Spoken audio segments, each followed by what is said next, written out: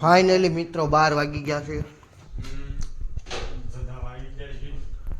હા તડકો થઈ ગયો છે બહુ અને ભૂખ લાગી ગઈ છે. અને આ ભાઈ હું બનાવી રહ્યા છો? આપણે બનાવશું આજ ભાઈ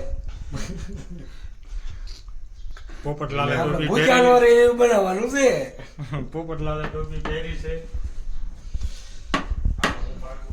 જેવી થાય એવી ખાઈ લેવાની છે. સાના માના શાક શેનું બનાવવાનું છે શેઠ? શાક આપણે બનાવશું ફ્રીજમાં જોઈ પછી કાંઈ ન મળે તો છેલ્લે ગાંઠિયા બાઠિયા વઘાર કરવાનો છે. વઘાર બઘાર કરી જામો ડોડો કરવાનો છે કલેજા. ગોળ બોલ નહીં નાખી તોય આ ભાઈ પ્રયાસ કરે છે પણ ટાટો નથી કાંઈ. અને આ પેલો લોક છે આવડો. પેલો લોક છે ને પહેલી વાર ભાખરી બનાવી. પ્રયાસ કર્યા આવા પછી ફાઇનલી એક ગોળ ભાખરી બની ગઈ છે. કમ્પ્લીટ મિત્રો બની ગઈ છે હવે. અને હવે શાક બનાવવાનું છે. આ મિત્ર શાક બાક બનાવશે હવે. આપણે બ્લોગ જોતા રહીજો.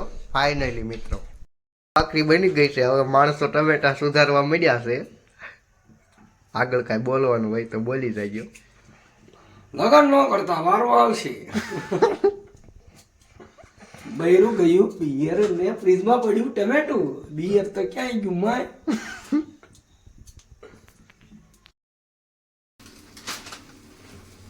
ફાઇનલી મિત્રો શાક બનાવવાની ફૂલ તૈયારી છે. ઉતાવળ હતી એટલે બીજું કાંઈ બનાવ્યું નહીં. મેં સેવ ટમેટા ગુજારો કરી લઈશું. કમ્પ્લીટ શાક બની ગયું છે ને હવે શેઠ ખાશે.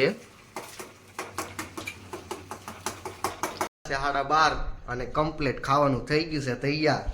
ચલો તમારે પણ ખાવું હોય તો મળી આવજો. આવી કાંઈ મોજ આવશે નહીં. ભાખરી બાખરી લમતોતળી કરીને ખાવાનું છે ભાઈ. ફાઇનલી મિત્રો ચાલતા ચાલતા અમે દુકાને પહોંચી ગયા છીએ. અને તડકો બહુ છે. કોપાળા ગામ છે અમારું. અને ફાઇનલી મિત્રો આવી ગયા છીએ અમે દુકાને. આ ભાઈને હવે રજા મળશે જમવા જવાની. કમ્પ્લીટ માવા બનાવી નાખ્યા છે થોડા ઘણા. હવે થોડી ઘણી અમે માવાની પ્રયાસ કરશું અને કમ્પ્લીટ થાકીએ હવે.